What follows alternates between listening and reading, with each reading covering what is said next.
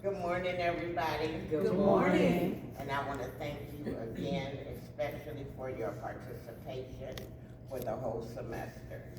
This is my final speech, and it is about a personal challenge that has led me to a better place. And it's entitled Out of Darkness into His Marvelous Light.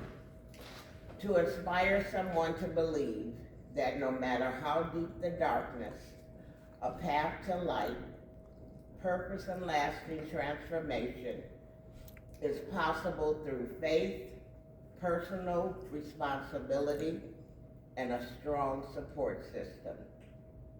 Today, 16 years clean and sober, I stand before you, not as a victim, but as a daughter of God, a wife, a mother, a aunt, a sister, and to my sisters in Christ before me. I am a walking, living testimony that no matter how far gone you think you are, as long as there is breath in your body and your lungs, there is hope. I found my way out by turning back to my first love, which is God, and by accepting personal responsibility and embracing my strong support system, which is all of you here today. I want to share how these principles can help your loved ones step out of the darkness and into His marvelous light. The power of my personal responsibility. My journey started with a single difficult realization. I had to take responsibility for what was going on in my life. The night I decided, I spoke 3 simple words. They're simple now, but they were hard back then. They were simply, I need help. I need help. There is no shame in admitting help. It's the bravest thing that you or I or anyone in your families can do. I took responsibility by changing people, places, and things in my life. I remember the day as if it was yesterday. I remember I talked to my mother after a night of partying, of wine, beer, liquor, crack cocaine, and I had a bottle of pain pills that I wasn't using at the time. I was selling them to get what I needed. And the more I did, the more I remained normal.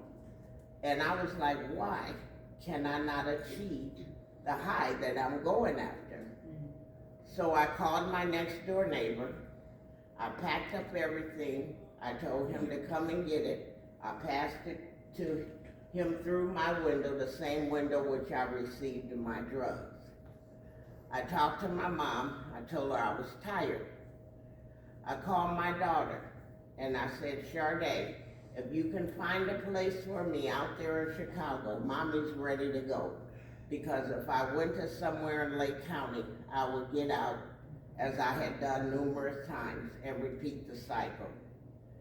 She reached out to a place, had me admitted. My mom had my backpack from the first day I told her. It took 7 days for them to get me in there.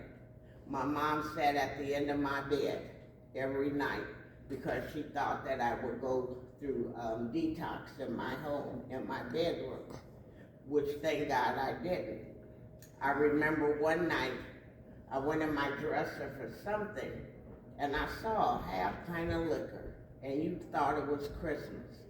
I told my mom I wasn't feeling good. Could she go get a wet towel?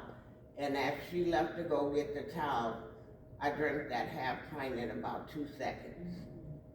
And she came back in. As addicts, you think that you are fooling people around you. Your mind thinks that. But it's evident that the people that love you and are around you see these things. So after my daughter came and got me, we got to the rehab, it felt like a prison, but actually I was coming out.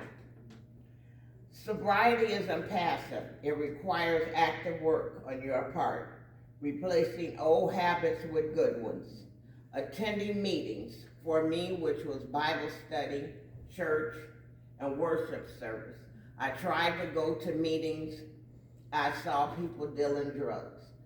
I had a sponsor who was boring, and finally I had a sponsor that was selling drugs that my mom saw. So I asked my pastor to be my sponsor. He worked the 12 steps with me. He said, Sister Sheila, I don't know anything about AA or NA, but I'll work these steps with you. But I do know about prayer. And if you keep coming to church and Bible study and Sunday school, I guarantee you in a year, you'll stay clean and sober. And that's what I did. And then my church held me accountable. I quickly learned that I couldn't do it on my own, so I turned back to God, who I had a relationship with all my life. You see, I left him. He never left me. So, you see, you need people who love you when you don't love yourself. And they will pray for you and prop you up when the road gets rough. Once I decided to go into rehab, I knew once I connected with God, I could make it. I sat on my bed that first night in rehab and I said, Lord, I'm ready. I need your help.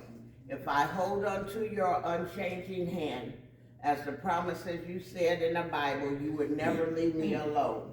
You said you would never leave me or forsake me. You said, ask and it shall be given unto you. Seek and ye shall find. Knock and the door shall be opened. So Lord, I'm humbly submitting my soul, my life, my heart, my mind, and I just cried until I felt the Lord heard my cry. He did, and he will always be my source of strength and the center of my joy and my hope for tomorrow. So in conclusion, today, I am not defined by my past. I've built a good life through these 16 years because I took responsibility, and I have an incredible network of support, which includes all my sisters here. Life isn't without challenges, but as I stand before you today, a living testimony as to what my God can do.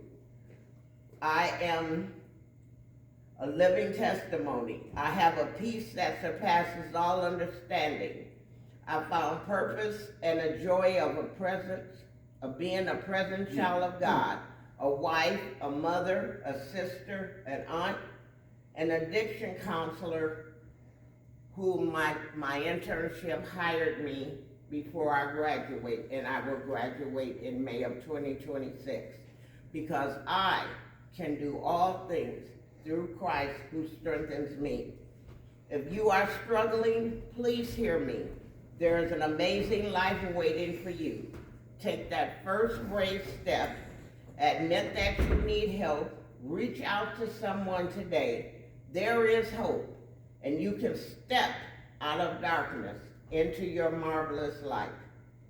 And if I can help somebody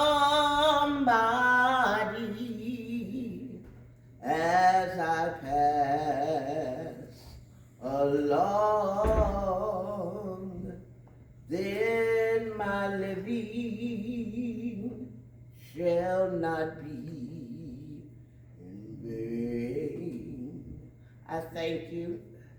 If there are any questions or comments at this time. Thank you.